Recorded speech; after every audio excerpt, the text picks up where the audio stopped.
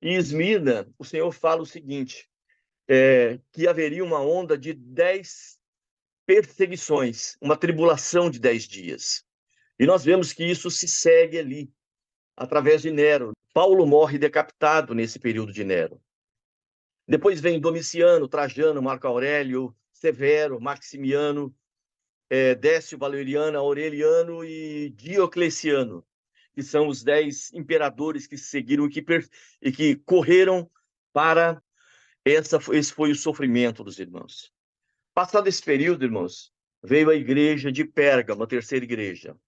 A palavra Pérgamo, ela pode ter vários significados, mas entre os significados, ela tem um que é, digamos, casamento, e pé é ao redor. Então, é um casamento com aquilo que está em volta. É um casamento pervertido. Eles transferiram o paganismo babilônico para o cristianismo romano, que era idólatra. Eles começam, então, a era de Constantino. Constantino foi aquele imperador que teve aquela visão da cruz. Segundo ele, ele viu uma cruz e por esse símbolo irá vencer. Ele pede para que todos os soldados tirem, era a águia que tinha nos escudos, e pintem a cruz. E ele então parte para uma batalha contra a Magência e acaba vencendo a batalha. E havia os tetrarcas ali, e ele passa a reinar sozinho. Ele acaba com a parte dos tetrarcas e passa a ser um imperador único.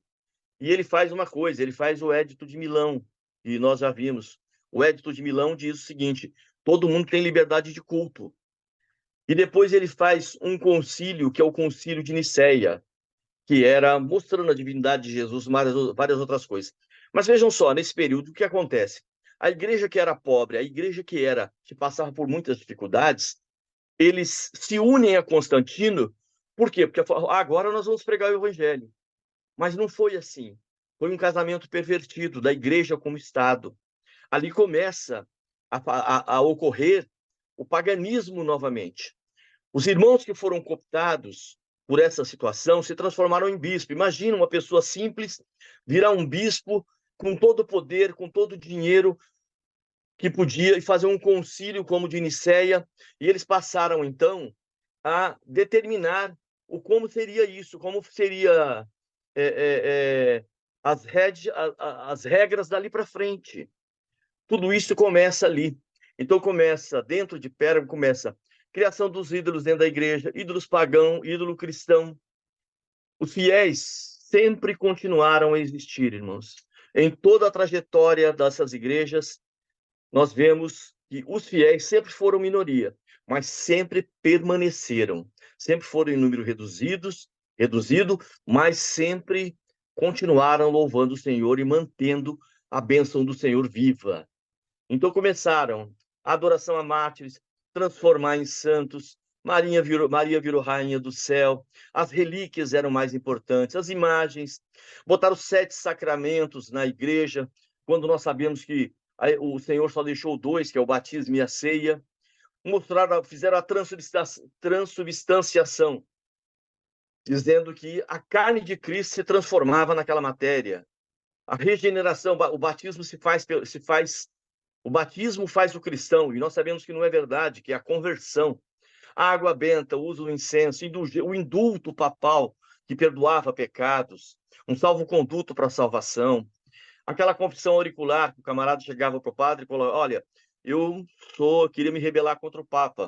O padre contava para o bispo para o Papa, que no dia seguinte aquele camarada estava preso. A simonia, que era a venda de cargos sagrados. Então, a pessoa queria crescer, ele comprava um cargo. O purgatório que começa a vir, a missa, os conventos. O objetivo era angariar fundos. Eu não estou falando mal de nenhuma igreja, eu estou falando só dos fatos históricos, ok, irmãos? E os nomes que se destacaram nisso. Jerônimo, né, ele deu ênfase às tradições no lugar da Bíblia. A Vulgata Latina, que eu já disse que já estava traduzida, eles acrescentaram, né, traduziram para o grego, do grego para o latim, e acrescentaram livros apócrifos. Agostinho, que era monge, professor, ele monopoliza o ensino da Bíblia dentro do pensamento do interesse da igreja. Só esses pontos aí. Então fala da doutrina de Balaão, que a própria carta fala sobre isso. Era ganhar os valores materiais. É o nicolaítismo, né, atuando fortemente, aquele governo eclesiástico nos moldes do Velho Testamento lá. Ele começa a fazer desta forma, e nós vemos que a igreja, ela começa a se denegrir. Ela vai caindo, caindo cada vez mais. Logo depois, vem a igreja de Tiatira. A palavra Tiatira significa amiga das aves. Os irmãos lembram daquela parábola das aves do céu, que falava dos espíritos malignos? É exatamente isso. É a igreja papal. Ela vai de 590 até 31 de outubro. Eu acredito que eu não falei de Pérgamo, que vai de 312 até 590 depois de Cristo. Aí Tiatira vai até 31 de outubro de 1517, que é quando acontece a reforma. E o islamismo acontece em 570, tem as cruzadas para, segundo, né, o que nós aprendemos, libertar os lugares sagrados, não eram isso? Que é uma grande mentira, matavam um monte de pessoas que ali estavam. Então nós vivemos ali, começa o período feudal. Era a igreja medieval, domínio do Papa, começa com Gregório I, e a partir daí um monte de pontífices com prerrogativas universais, canonização, excomunhão. Então nós começamos a ver ali os títulos do Papa, Pai de todos, cabeça da igreja, vice-gerente de Deus, quarta pessoa da Trindade. Nossa, nós vemos absurdos ali. Então começa logo depois disso, aí começam os excessos, mesmo em Tiatira, já começam então os movimentos que começaram a se levantar contra o Papa.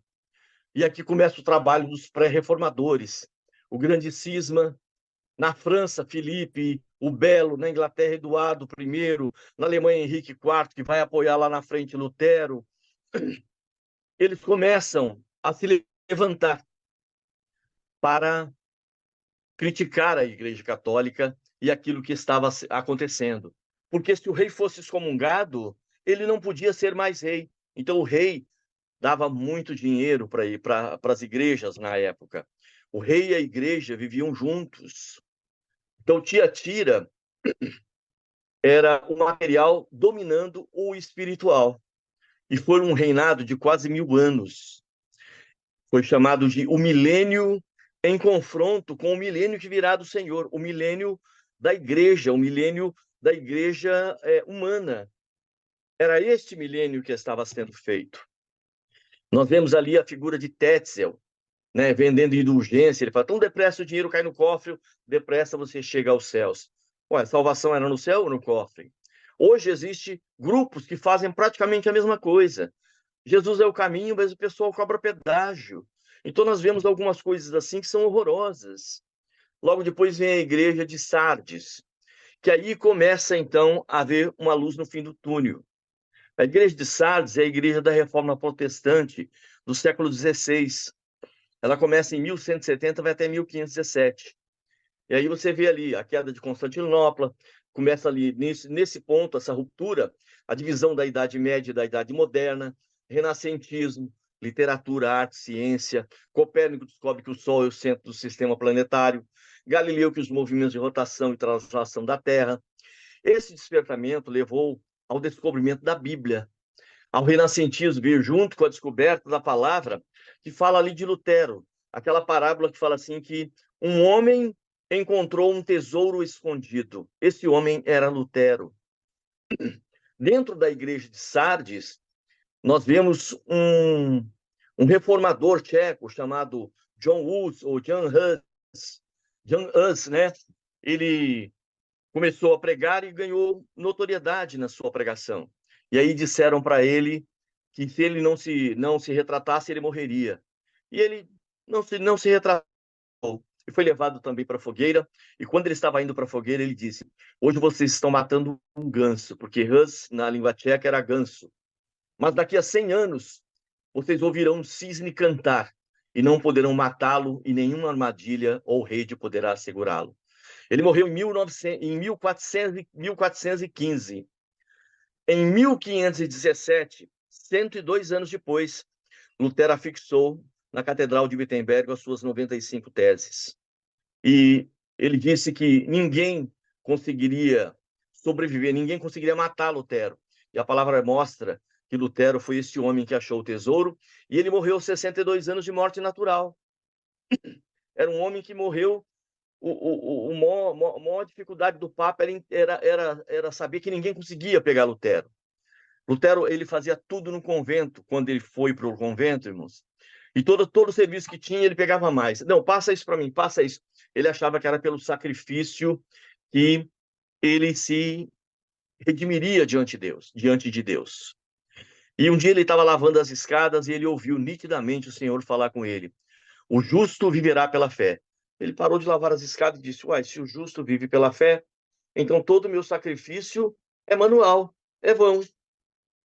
Uai da minha parte, tá, irmãos? Ele não falou isso, com certeza, né?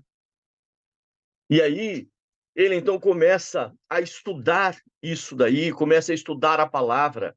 Ele olha, ele vê uma coisa na palavra maravilhosa. Ele vê ali quando Ana, ela vai diante do sacerdote, e o sacerdote repreende ela. E ela diz que ela chegou com amargura de alma. E ela orando, quando ela sai, ela fala assim, e o seu coração já não era triste. E ele começa a olhar, como o coração dela já não era triste? O que ela encontrou ali? Essa palavra fez com que Lutero buscasse o Senhor. Nós vemos nesse período Jerônimo de Savona